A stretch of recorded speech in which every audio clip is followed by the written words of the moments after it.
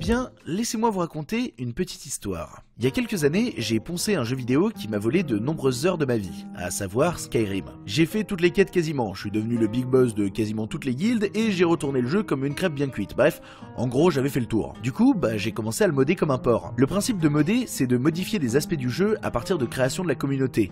Et la communauté, elle était active à plus en pouvoir et surtout extrêmement créative. Alors Vlatipa, voilà une pièce dans le bocal des expressions que n'utilise que mon père et qui me font sentir très vieux trop rapidement. Vlatipa que je me retrouvais à parcourir les plaines avec l'épée de Link, l'épée d'Aragorn, à avoir le costume de Finn d'Adventure Time et même ne plus voir des dragons parcourir le ciel, mais des petits poneys. J'avais complètement craqué sur ce coup-là. Ce que j'entends par là, c'est que l'Oasis fonctionne déjà avec un univers propice à la pop culture, un créateur qui a inséré dans son monde des références aux mondes imaginaires qui l'ont fait grandir. Alors je ne sais pas si vous l'avez remarqué, mais entre le passage où les acteurs sont bons et les acteurs vieux sont bons eux aussi, même s'ils sont en retrait, et ce passage-là, on est passé à autre chose. On est passé à autre chose.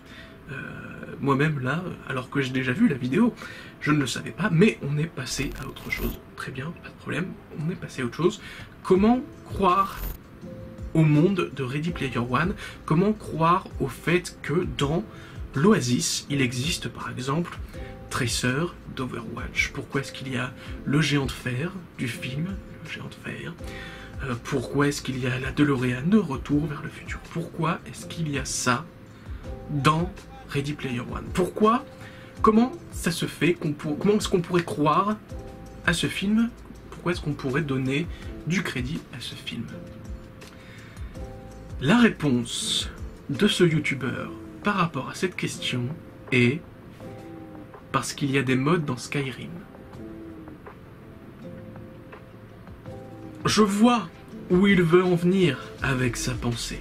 Je vois complètement où il veut en venir. Mais quelle est la logique? Quelle est la logique par là?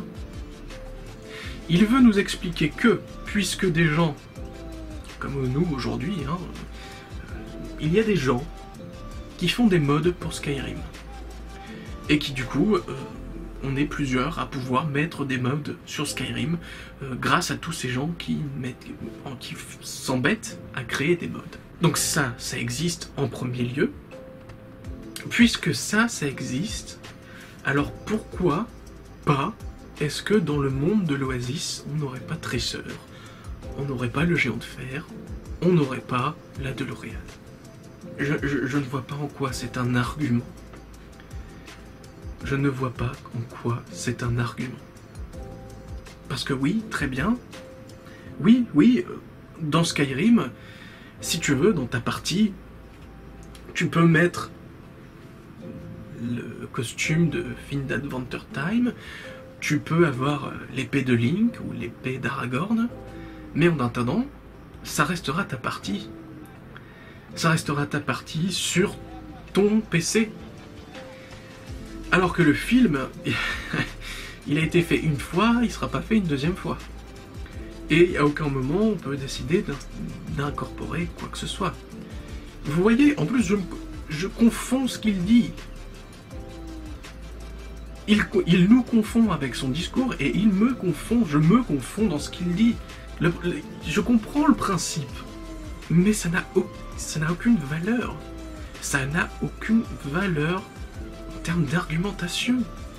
Il est logique de voir dans Skyrim des choses parce qu'il y a des modeurs qui apportent de leur culture, donc il est logique que dans le monde, dans la diégèse de Ready Player One, ce soit logique qu'il y ait des gens qui mettent le robot de fer, le géant de fer, pardon, dans l'univers virtuel de l'Oasis. D'accord, très bien, mais en quoi est-ce que ça fait que le film est bien? En quoi est-ce que ça, c'est un argument dans la critique du film? De quoi tu parles? Progressons. c'est le principe même d'être entouré de pop culture. Du coup, les pseudo easter eggs qu'on retrouve autour ne sont pas un bonus, ils sont le jeu, ils sont le principe même de l'univers. Parcourir tous les médias connus ou créés, pouvoir se les approprier et vivre avec. Et quand je dis se les approprier, c'est exactement l'histoire des modes dont je parlais. Le géant de fer par exemple dans le film, c'est un mode, c'est une création d'un joueur qui s'est mis à coder ça parce que ça lui faisait plaisir de l'avoir avec lui. Si la DeLorean du film aborde des références à K2000, encore une fois c'est ça, c'est du Pimp My Ride in game. Et le réalisateur ne s'attarde même pas tant sur ça, à aucun moment le film nous balance à la tronche des trucs du genre « Eh t'as vu la voiture? Eh t'as vu la voiture ou pas? Non mais t'as compris la référence de la voiture ou pas ?» Voilà, c'est ce que j'ai dit. Donc oui, d'accord, très bien. Le parallèle est logique. Le parallèle entre le fait qu'il existe des modeurs qui ont modé Skyrim et des modeurs qui ont modé l'Oasis dans Ready Player One, le parallèle existe, le parallèle se fait, le parallèle se comprend, mais en quoi est-ce que c'est un argument? Est-ce que savoir ça, ça va nous faire accepter de manière beaucoup plus logique les références pop culturelles? C'est ça qui doit nous faire comprendre dans cette critique que ce film ne fait pas de la référence culturelle à outrance. C'est vraiment ça l'argument? D'accord? Très bien, passons alors. On n'est pas dans tous ces longs métrages qui jouent à mort la corde du référentiel pour faire scintiller du fanservice. Le réalisateur ringardise tout ça, au point que faire un film qui jouera sur cette corde-là après Ready Player One, bah ça va paraître déjà extrêmement dépassé et surtout complexe, parce que Spielberg donne ici un nouveau maître étalon. La référence existe, c'est normal, c'est dans la diégèse même du film qu'elle existe. Du coup, elle ne dérange pas. Elle fait seulement partie du décor. Elle cherche pas à enfoncer un clou de nostalgie putassière. Elle est seulement là pour dire, comme tu as des BD, des livres, des mangas, des jeux vidéo ou des DVD qui décorent ta chambre ou ton appart, eh ben tu peux décorer ton jeu et ta vie virtuelle de la même manière. Point final. Voilà, c'est tout. Point final. Eh bien très bien, alors si c'est un des premiers points de l'argumentation, je trouve qu'il est un petit peu léger. Mais pas de problème, avançons. Je pense qu'il sera intéressant de faire, à la suite de la vidéo que nous avons vue, un récapitulatif des choses que nous savons grâce à cette vidéo sur le film. En quoi... Enfin, quel est ce film, véritablement? Parce que la critique, c'est faire autant... Si on est un petit peu grossier dans la manière de s'exprimer, c'est autant faire la part belle au bon point que au mauvais point du film. Je pense que ce sera intéressant de voir en quoi ce film est un chef-d'œuvre. Tout du moins, selon la personne qui a fait cette critique. Ensuite, ce qui rend le film à mon goût aussi important et surtout crédible et sublime, c'est le fait que je ne crois pas avoir vu déjà dans une salle de cinéma plus beau film utilisant des effets numériques et surtout avec une telle maîtrise dans la mise en scène. Alors on pourrait croire à de l'esbrouf par instant et se dire des trucs stupides comme ouais Spielberg il a fait des jolis plans séquences mais c'est surtout pour pallier à la frustration de ne pas réussir à les faire aussi bien en vrai. Ce à quoi je réponds... Je réponds non, c'est stupide, c'est totalement stupide. Le film s'ouvre sur un immense plan séquence filmé en live, un plan qui se balade au milieu des caravanes empilées, qui traverse des interstices, qui se faufilent, un plan qui sonne comme une justification de Steven Spielberg pour dire au spectateur « Je sais faire ces plans, je les maîtrise dans la vraie vie, et c'est parce que je les maîtrise aussi bien que je peux les pousser aussi loin dans un contexte de motion capture. » La séquence d'introduction à l'Oasis est magnifique, elle défie la réalité, elle réussit par un simple plan continu à poser tout l'univers du long métrage et à lui donner des règles, des éléments de réalité. On croit à ce monde. D'accord, très bien. Alors, ce qu'il y a d'intéressant, c'est que visiblement, maintenant, on s'intéresse un petit peu à comment fonctionne un film. Il nous explique que grâce au premier... j'ai un trou, j'ai un P. J'ai un P de cerveau. Grâce au premier plan séquence, pardon, excusez-moi, je suis fatigué et malade. Grâce au premier plan séquence, on arrive à comprendre, il arrive à très bien nous expliquer comment est-ce qu'on arrive d'un état à un autre, comment est-ce qu'on arrive à passer de l'état de la de la réalité à l'univers virtuel. Bref, très bien, c'est assez incroyable. Bon, c'est incroyable. Parce que bon voilà, on en est là, à ce niveau-là de la vidéo, pardon. Mais ça y est, on a enfin un propos de cinéma. On a un propos de cinéma. On a un propos de cinéma. Ça y est, on l'a. On a enfin un propos de cinéma qui nous dit que, effectivement, Steven Spielberg a fait un plan séquence en début de film et que ce plan séquence est utile pour rentrer dans l'univers du monde. L'univers de l'œuvre, pardon. Voilà. Il nous a aussi dit que, visiblement, la 3D, etc., était bien maîtrisée. Venant de Steven Spielberg, ça n'est pas spécialement étonnant, hein, quand on sait que c'est un petit peu un précurseur dans tout ça. Enfin, précurseur. Disons plutôt professionnel dans le domaine. Continuons. Tout cela est aidé par le fait que Spielberg manie habilement le fait de ne pas tout nous expliquer pour ne pas prendre son spectateur pour un abruti de première. Aujourd'hui, les systèmes d'inventaire, des portails de téléportation, de déconnexion, tout cela c'est des éléments très connus du spectateur, même du néophyte de base. Alors on passe à autre chose, on explique brièvement les règles qui régissent le monde virtuel en question, mais on avance dans le jeu, on découvre peu à peu et on se plonge dedans sans aucune forme d'hésitation. Et forcément ce fond fonctionne parce que la forme. Le film a mis tellement de temps à réaliser sa post-prod pour donner quelque chose qui fonctionne que Steven a eu le temps pendant la post-production de Ready Player One de tourner, monter, sortir et recevoir des prix pour un autre film. Et vraiment, il tente des choses dangereuses, des plans extrêmement rapprochés, des scènes avec des personnages multiples, car à design différent et marqué, et qui pourtant fonctionnent ensemble. Cela est un peu aidé par le design. Donc oui, Steven Spielberg a fait la post-production et pendant ce temps-là il faisait un autre film, d'accord, très bien. Steven Spielberg tente des choses qui sont casse-gueule, parce qu'il y a beaucoup de monde, parce qu'il est d'accord, très bien. En quoi? Pourquoi? En quoi est-ce que c'est casse-gueule de faire ça? Pourquoi est-ce que c'est casse-gueule de faire ça? Explique-nous, je t'en supplie. Là, bon, et c'est sans présomption que je dis ça, mais là, moi, j'ai envie de supposer que si c'est autant casse-gueule, c'est parce que mettre autant d'appareils et de dispositifs pour la retransmission en 3D, etc., de tous ces trucs-là, ça doit être complètement ingérable, ça doit être des semaines, des mois même, et il le dit, ça doit être des mois de travail, de finition, de clics et de reclics à faire par ordinateur, ça doit être des mois et des semaines de contemplation pour voir qu'il n'y ait pas un pixel qui dépasse un autre, enfin bref, ça doit demander énormément de connaissances en codage, etc. Ça doit être extrêmement important et en termes de temps et d'investissement. Ça, c'est ce que je suppose. Pourquoi tu nous le dis pas? Ne nous lâche pas ça comme si, comme je le disais tout à l'heure, tu es un nouveau maître ébéniste et on devrait savoir comment sculpter le bois. Tu as des connaissances, tu as des compétences, partage-les, fais-nous comprendre en quoi et pourquoi c'est compliqué. Et pourquoi c'est remarquable.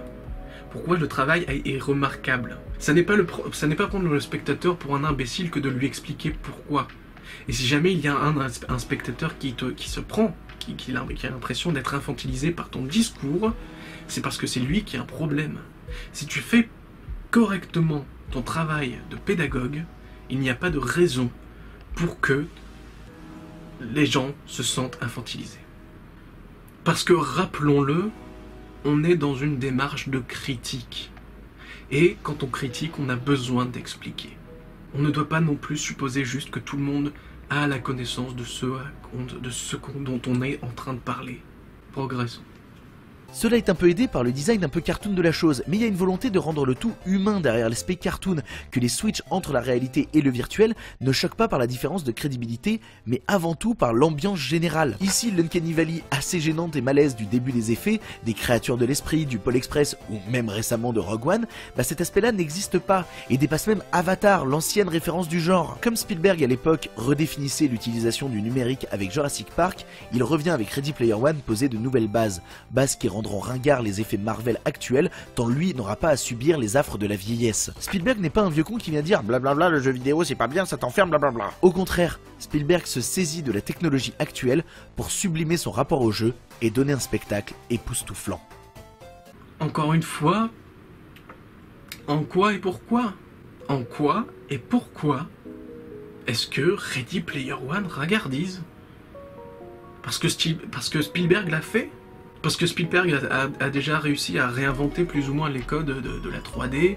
J'utilise le terme 3D pour tout ce qui est numérique, hein, désolé. Hein. C'est comme ça que j'ai été construit dans ce cerveau. En quoi est-ce que ça ringardise les effets spéciaux des prochaines productions à venir? Pourquoi? On n'en a aucune idée. Ça n'est pas expliqué. Et d'ailleurs, il y a plein de choses qui m'embêtent essentiellement dans ce qui est en train de se développer en ce moment même avec cette partie de cette vidéo.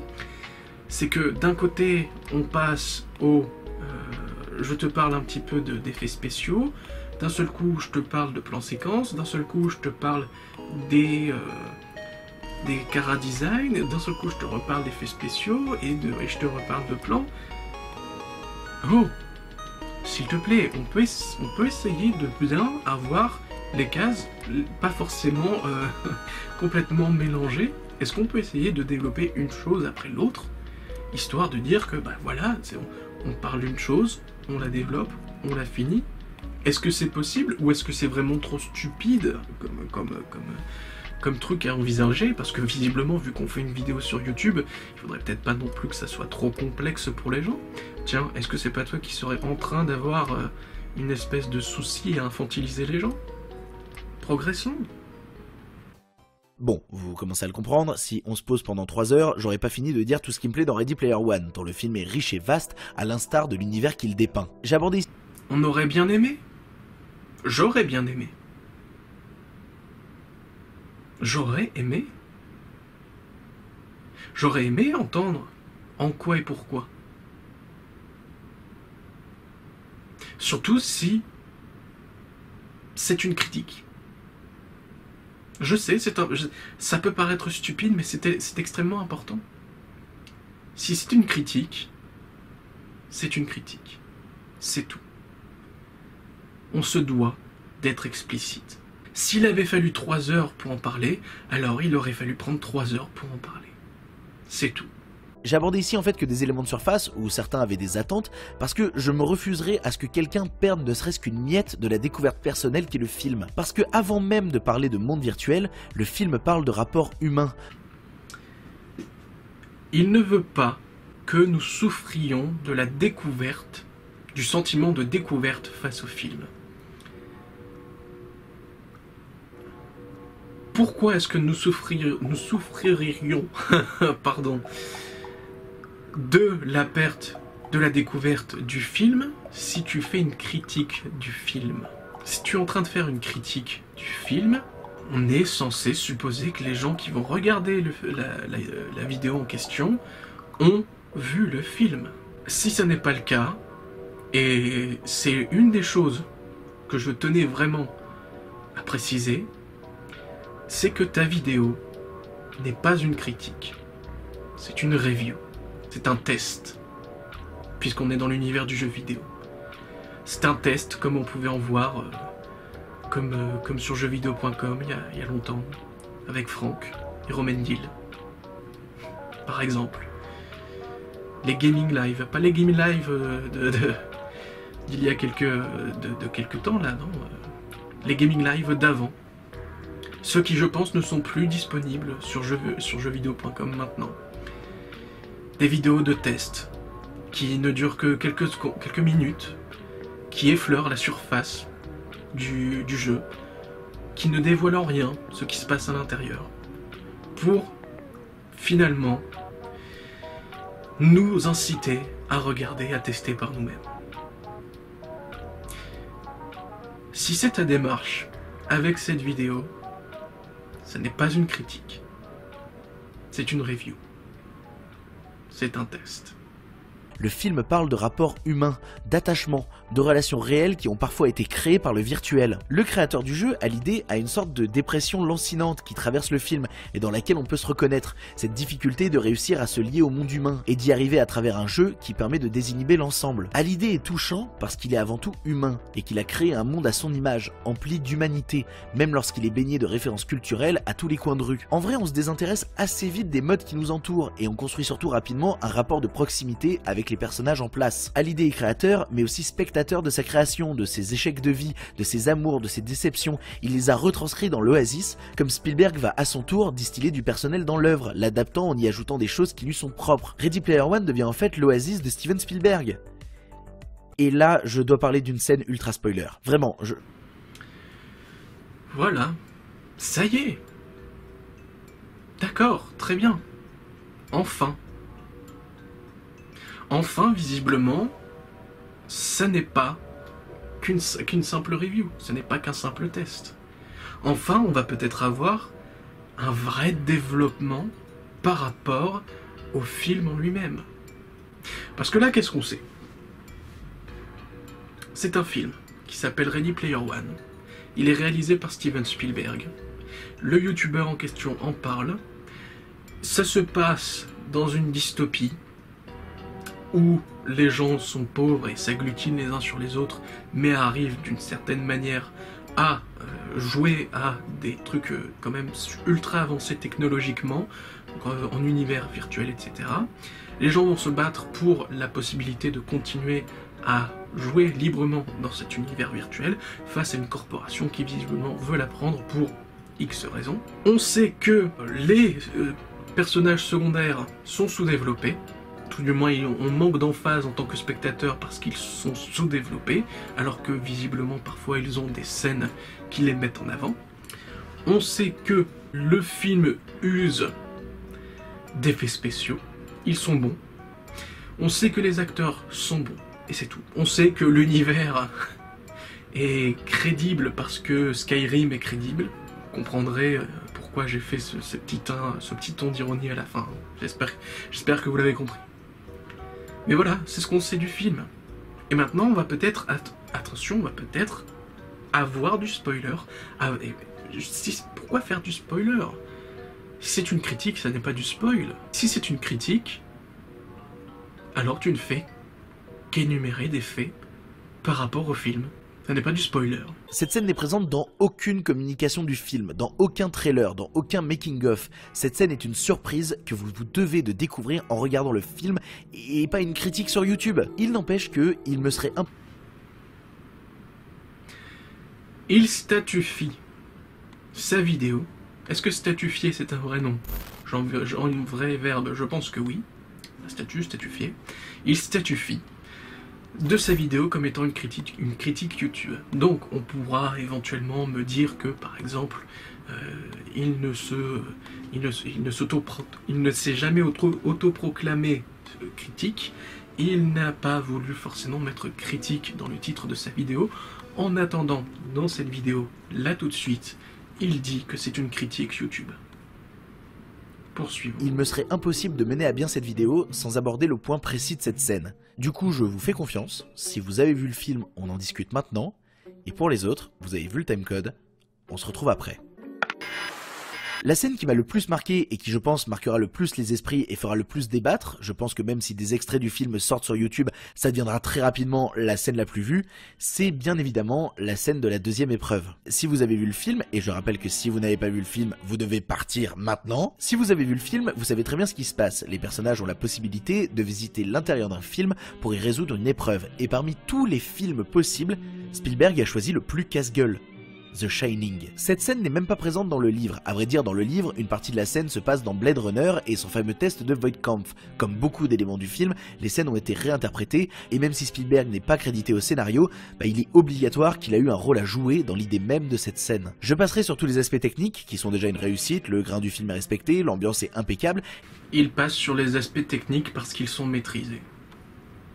Donc il y a toute cette histoire de spoiler, hein. De toute façon moi j'en ai rien à foutre. Hein, voilà, parce que j'en ai rien à foutre. Moi je l'ai vu le film, hein, c'est bon. Toute cette histoire de spoiler, je m'en fous. Encore une pub, oh, vous m'emmerdez avec les pubs, c'est incroyable ça quand même. Donc toute cette histoire de The Shining, etc. et de tout le passage de la deuxième épreuve dans le film, moi je m'en fous, hein, de toute façon vous aussi j'espère que vous en foutrez. On s'en fout, hein, de toute façon, puisque c'est une critique du film. Il n'y a pas lieu d'avoir des spoilers si on fait une critique Mais enfin bref, il passe sur l'aspect technique, parce que c'est maîtrisé. Voilà. En quoi et pourquoi? Parce que le grain est maîtrisé. Le grain est fidèle au film d'origine. Pas de problème, eh ben on continue là. Plus sur ce détail-là, mais mes potes cinéphiles qui ont vu le film en 3D m'ont indiqué que la scène se permet de démarrer en 2D pour faire apparaître peu à peu sa 3D, ce qui est une très bonne idée de mise en scène, et je le précise comme ça, je vais aller voir le film en 3D parce que tout le long du visionnage, j'avais l'impression que la mise en scène me hurlait au visage, je suis fait pour être en 3D. Du coup, je pense que c'est fabuleux. Mais bref, la scène de Shining. Cette scène ne délaisse personne, que l'on ait vu ou non le film original, elle a l'ingéniosité de mettre en place un personnage qui n'a pas vu le film, auquel les personnes qui ne le connaissent pas peuvent s'identifier. En termes d'écriture, juste ce détail-là, c'est déjà génial, et ça prouve qu'on n'est pas du tout en train de jouer sur la carte de l'élitisme nostalgique. Mais surtout, là où le personnage d'Hallyday a créé ce monde pour essayer de parler d'un amour perdu, Spielberg crée cette scène pour parler avant tout d'un ami perdu. Après avoir réalisé AI Intelligence Artificielle, d'abord développée en commun avec Kubrick avant sa mort, Spielberg rend hommage, à l'instar du créateur du jeu Hallyday, à ses propres fantômes du passé. Il parcourt l'œuvre d'un autre qu'il a côtoyé, qu'il a admiré, et il en fait son propre terrain de jeu. Il laisse à travers cette scène la possibilité... D'accord, très bien. Ah tiens, c'est marrant, j'avais pas fait gaffe, mais oui, on a l'esprit cartoon de Cuphead derrière. Si la scène de Shining dans Ready Player One est bien, c'est parce que ça fait un parallèle avec le film en lui-même. Il y a une espèce de théâtre dans le théâtre, parce que là où oui c'est vraiment ça, c'est une espèce de, vous savez, ces espèces d'images où vous mettez une caméra sur un miroir, non, une caméra qui est connectée à une télé, puis elle diffuse ce qu'il y a sur la télé en même temps qu'elle montre, et ça fait un truc, et ainsi de suite, voilà. C'est la même chose, là. Spielberg rend hommage à Kubrick avec son passage dans Ready Player One. D'accord. Visiblement, il le fait bien.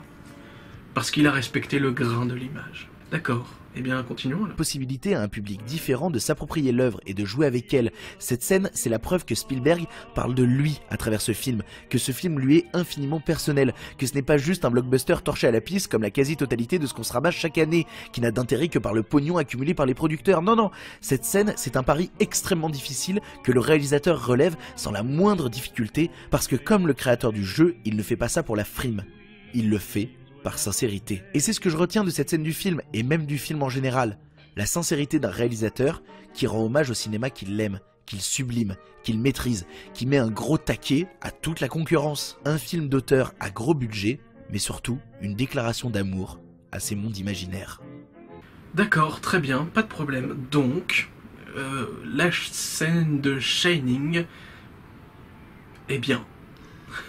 Je suis désolé, mais au bout d'un moment, il n'y a rien dans cette vidéo. La scène de The Shining est bien dans le film parce qu'on peut y comprendre que Spielberg montre qu'il aime le cinéma. Est-ce qu'on avait besoin d'attendre 2018? Est-ce qu'on avait besoin d'attendre la critique YouTube de ce youtubeur? Est-ce qu'on avait besoin d'attendre que Steven Spielberg fasse Ready Player One pour comprendre que Steven Spielberg aime le cinéma? Est-ce qu'on avait besoin de tout ça? Là, très clairement, oui, c'est un pari. En quoi c'est un pari? Parce que c'est une scène qui n'est pas dans le roman, d'accord, très bien. Mais en théorie, c'est vraiment juste en théorie, les adaptations de romans ne sont jamais à l'identique par rapport au film. Par rapport... oui, voilà, vous m'avez compris. Les adaptations en film de romans ne sont jamais à l'identique. Parce que, de toute façon, le réalisateur, quoi qu'on en fasse, quoi qu'il se passe, et quand bien même on respecterait ligne à la ligne ce qu'il se passe, la réalité est altérée. Parce que c'est une personne qui a décidé d'un côté d'écrire et qui de l'autre a décidé de réaliser. Dans tous les cas, ce sont des réalités différentes. Donc oui, que Spielberg se permet de faire du théâtre dans le théâtre. en poussant le fait qu'on puisse aller dans des films grâce au film en lui-même et à sa diégèse, pour montrer qu'il aime vraiment le cinéma, est-ce que ça encore, c'est un argument? Est-ce que ça, c'est quelque chose qui fait que ce à quoi on est en train d'assister en ce moment est une critique? Permettez-moi d'en douter. Continuons. Il ne reste plus beaucoup de temps. Des fois, j'aimerais bien remonter dans le temps. Je sais que c'est con, ça arrive que dans les fictions de remonter le temps, mais j'avoue que oui, des fois, j'aimerais pouvoir remonter dans le temps. En remontant dans le temps, je pourrais avoir cette nostalgie qu'a Spielberg, cette connaissance de l'époque et de l'évolution des différents médiums. Je pourrais encore plus profiter de l'œuvre que le réalisateur nous offre. Mais par chance, Ready Player One n'est pas un vase clos fermé à tout néophyte. Il est possible d'y plonger quelle que soit sa culture. Ready Player One est mon voyage dans le temps. Eh bien, je trouve ça extrêmement décevant. Je trouve ça assez triste. Je trouve ça triste qu'on ait parfois l'envie d'avoir une autre vie comme ça. Ça m'est arrivé. Pour autant, je ne chérirai pas ces moments. Je ne chérirai pas les moments où j'avais envie d'avoir une autre vie, où j'aurais souhaité naître à une autre époque. C'est déjà incroyable que je sois né. Cette vie, je l'ai, profitons-en. Il finit par dire que, grâce à Ready Player One, il arrive à passer cet état de nostalgie qu'il n'a pas. Qu'il précise d'ailleurs qu'il n'a pas. Mais quand bien même, je trouve que ça reste décevant. Continuons.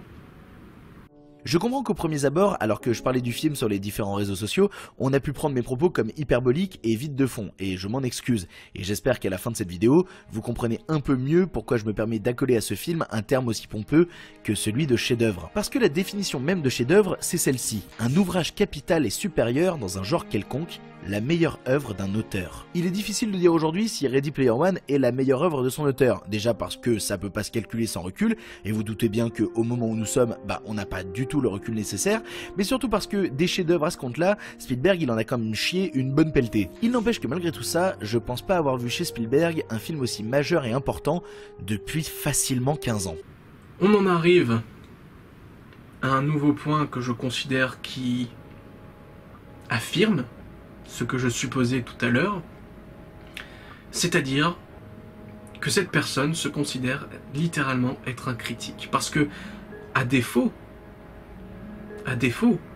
d'avoir toutes les choses dont il a évoquées juste à présent, c'est-à-dire à défaut d'avoir du recul par rapport au temps, à défaut d'avoir l'entière filmographie de Spielberg finie, puisqu'il n'est pas encore décédé, grand bien lui fasse à cet homme, parce qu'il n'a peut-être pas fini de faire des films, parce qu'on n'a peut-être pas fini d'analyser ses films, il considère, lui, d'apposer le titre de chef-d'œuvre à Ready Player One. De manière intrinsèque, il valide son statut de critique. S'il ne l'a pas statué avant, avec cette phrase, avec ce développement, il le valide. Il dit « Je considère ce truc comme un chef-d'œuvre. » Ce film, pardon. À l'instar de n'importe quel autre critique de cinéma, je considère que ce film est le chef-d'œuvre de Steven Spielberg. Parce que j'en ai le statut, parce que j'en ai les aptitudes, les capacités. C'est pour ça que je me permets d'utiliser des formes fortes et stupides quand on les prend seuls comme « meilleur film de l'année, vous pouvez abandonner, on fera rien de mieux cette année ». C'est parce que, je le pense très sincèrement, je vois pas comment on pourrait faire cette année un meilleur film que l'une des œuvres les plus majeures d'un des plus grands cinéastes de tous les temps. C'est quand même compliqué d'imaginer la chose. Ready Player One m'a laissé tremblant, m'a laissé fasciné, sautillant de partout à la sortie de la projection, tant la claque avait été grande et la leçon impressionnante. L'impression d'avoir suivi une véritable leçon sur ce que c'est que de parler de nostalgie, technologie, que de parler de pop culture, que d'utiliser le numérique et de la lier au réel, de ce que c'est tout simplement de faire du cinéma en 2018. Ready Player One est important pour ses messages, pour la manière dont il délivre sa forme, pour ce qu'il donne au spectateur sans l'infantiliser, mais surtout pour ce qu'il donne au cinéma, comme un cadeau pour néophytes, comme pour ultra connaisseurs. Ready Player One va diviser, parce que c'est une proposition d'auteur, enrobée dans un gros budget pétaradant, mais avant tout une proposition d'auteur, et comme toute proposition d'auteur, on peut soit être en accord ou en désaccord avec elle. J'aimerais revenir un petit peu sur ce qu'il dit en début de passage, où il dit « J'en suis sorti tremblant, j'ai pris une claque, etc. etc. » J'ai envie de démontrer à quel point il manque cruellement de recul. Parce que c'est ça le problème. C'est ça le problème. On ne peut pas faire la critique d'un film après de visionnage, un en normal et un en 3D. On ne peut pas avoir de recul par rapport à l'œuvre d'une personne. On ne peut pas avoir du recul par rapport à l'évolution du cinéma et de toutes les technologies qu'on connaît encore aujourd'hui. C'est impossible à faire. On ne peut pas avoir autant de recul dans un aussi grand laps de temps, alors que le travail qu'on tente d'exercer mérite qu'on ait du recul. Non seulement qu'on ait du recul, mais qu'on soit pleinement conscient et qu'on ait pleinement connaissance de toutes les choses qui sont des variables autour de ce qu'on est en train de critiquer. Les gens se sont beaucoup acharnés sur Durandal parce que il avait dit un jour qu'il avait pleuré devant Luc Besson. Là, j'entends exactement le même discours en réalité. Et quand bien même on jugera de la valeur des films et des capacités des gens à aimer tel ou tel film parce qu'on est des cons qui savent pas faire autre chose que juger, toujours est-il que le discours est le même. Ces deux personnes tiennent exactement le même discours par rapport à des films qu'ils ont appréciés et par rapport auxquels il manque cruellement de recul. Voilà tout. On peut aller jusqu'à la fin, mais il me semble que c'est assez redondant. Mais à aucun moment on ne peut la rejeter, à aucun moment on ne peut pas voir qu'elle compte et à aucun moment on ne peut l'oublier. Je suis heureux d'avoir quasiment arrêté de parler de mauvais films sur cette chaîne, parce que ça me rendait triste d'insister à tort et à travers sur des œuvres qui au final ne compteront pas. Tout cela était là seulement pour tirer sur l'ambulance, et ça servait à rien, car même si la critique allait être drôle et forte, elle allait surtout être vaine. Je fais ce que je fais parce que des films comme Ready Player One existent, parce que l'envie de transmettre une passion, parce que l'envie de rencontrer des passionnés et de les faire rêver, d'essayer de les faire rêver. Le cinéma existe pour que des auteurs comme Steven Spielberg puissent délivrer des œuvres comme celle-ci, avec de la profondeur, des genres multiples, du grand spectacle, mais surtout une intelligence au service de tous. Je ne pense pas que je me remettrai facilement de ce film, et j'aimerais que tout le monde puisse le recevoir comme moi je l'ai reçu, que ce soit la même claque pour tout le monde. Mais le cinéma est fait de subjectivité, et c'est ce qui en fait sa beauté. On ne peut pas toujours être d'accord, et c'est tant mieux ainsi, c'est ça qui est même cool. En tout cas moi, je l'aime l'univers de Ready Player One, je l'aime extrêmement fort, et j'espère que vous l'aimerez tout autant. Le cinéma est beau par le rêve qu'il transmet. Alors prenons le temps dans un univers qui ne nous rend pas toujours heureux, d'être positif et de rêver. Putain ouais, rêvons.